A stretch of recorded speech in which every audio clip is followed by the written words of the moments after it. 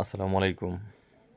খুব আ সুন্দর একটা নিউজ আপনাদেরকে দেওয়ার চেষ্টা করছি। আর সেই নিউজটা হচ্ছে জনপ্রিয় সাংবাদিক, বিশেষ করে ক্রীড়া সাংবাদিক এবং কনটেন্ট ক্রিয়েটর জনাব দেব চৌধুরী ভাই, উনি তার অতীত যে ধর্ম ছিল হিন্দু ধর্ম,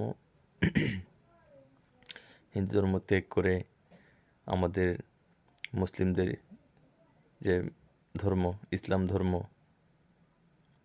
সেই শান্তির ধর্ম তিনি গ্রহণ করেছেন।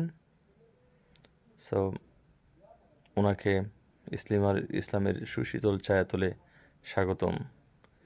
দেব চৌধুরী ভাইকে স্বাগত জানাচ্ছি।